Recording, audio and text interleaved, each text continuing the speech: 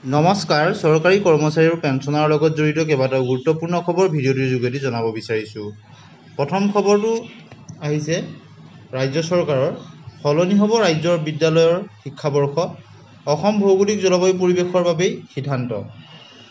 অসমৰ ভূখণ্ডৰ ভৌগোলিক পৰিৱেশ আৰু ইয়াৰ জলবায়ুৰ প্ৰতি লক্ষ্য ৰাখি পুনৰ শিক্ষাবৰ্ষ দিন সলনিৰ বাবে চিন্তা চৰ্চা কৰিছে ৰাজ্যৰ শিক্ষা বিভাগে। উল্লেখযোগ্য যে পূৰ্বৰ ৰাজ্যৰ শিক্ষাবৰ্ষ আৰম্ভ হৈছিল জানুৱাৰী মাহৰ পৰা প্ৰথম সপ্তাহৰ পৰা, কিন্তু কেন্দ্ৰীয় চৰকাৰৰ নীতি অনুসৰি এপ্ৰিলৰ পৰা বৰ্তমান একেধৰণে চলি আছে।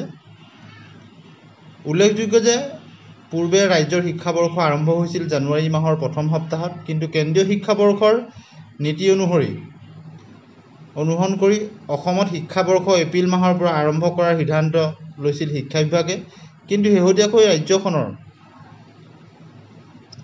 ভৌগোলিক পৰিৱেশ আৰু জলবায়ুৰ ব্যাপক পৰিৱৰ্তনৰ প্ৰতি লক্ষ্য ৰাখি পুনৰ পূৰ্বৰ দৰে শিক্ষাবৰ্ষ আৰম্ভ কৰাৰ চিন্তা চৰ্চা কৰিছে।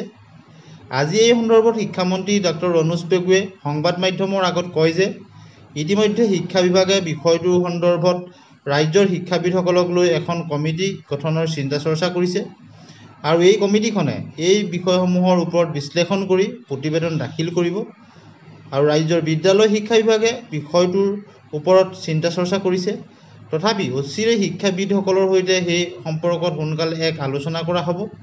আৰু শিক্ষামন্ত্ৰীগৰাকীয়ে ইয়াকো কয় যে বিষয়টোৰ ওপৰত শিক্ষা বিভাগে সিদ্ধান্ত লোৱাৰ পৰিৱৰ্তে আলোচনাৰ মাজেৰে আগবাঢ়িব বিচাৰিছে। গতিকে অতি এটা সুখবৰ বুলি ক'ব লাগিব যে এই সন্দৰ্ভত শিক্ষা বিভাগে চিন্তা চৰ্চা কৰিছে আৰু পৰৱৰ্তী সময়ত কাৰ্যপন্থা গ্ৰহণ কৰিলে নিশ্চয় আপোনালোকে অৱগত হ'ব।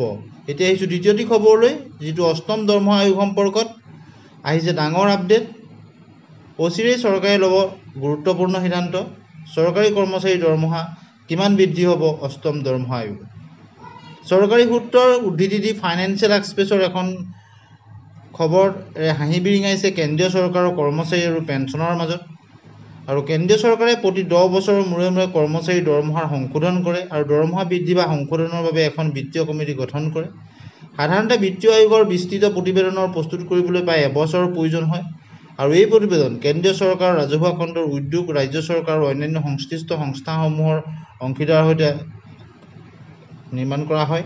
আৰু শেহতীয়া খবৰ অনুসৰি 2026 চনৰ মাজভাগত অষ্টম দৰমহা আয়োগৰ প্ৰতিবেদন প্ৰদান কৰিব আৰু হয়তো 2026 চনৰ জানুৱাৰী মাহৰ পৰা অষ্টম দৰমহা আয়োগ কাৰ্যকৰী হ'ব। ইয়াৰ মাজতে চিন্তা চৰ্চা চলিছে যে কেন্দ্ৰীয় চৰকাৰৰ কৰ্মচাৰী কিমান দৰমহা বৃদ্ধি হ'ব। কিছু প্ৰতিবেদনত প্ৰকাশ পাইছে যে অষ্টম পে' কমিশ্যনত 1.92 পৰা 2.86 ভিতৰত ফিটমেণ্ট ফেক্টৰ ব্যৱহাৰ কৰিব পাৰে। আৰু ফিটমেণ্ট ফেক্টৰনো কি? যেতিয়াই নতুন পে' কমিশ্যন কাৰ্যকৰী হয় তেতিয়াই কেন্দ্ৰীয় চৰকাৰৰ কৰ্মচাৰীৰ সংশোধিত মৌলিক দৰমহা গণনা কৰিবলৈ ব্যৱহাৰ কৰা হয় এক সূত্ৰ, যাক কোৱা হয় ফিটমেণ্ট ফেক্টৰ। ফিটমেণ্ট ফেক্টৰ দৰমহাৰ পুৰণি গাঁথনিৰ পৰা নতুন গাঁথনিলৈ পৰিৱৰ্তন কৰাৰ এটা সূত্ৰ। সপ্তম দৰমহা আয়োগত ব্যৱহৃত ফিটমেণ্ট ফেক্টৰ আছিলে 2.57।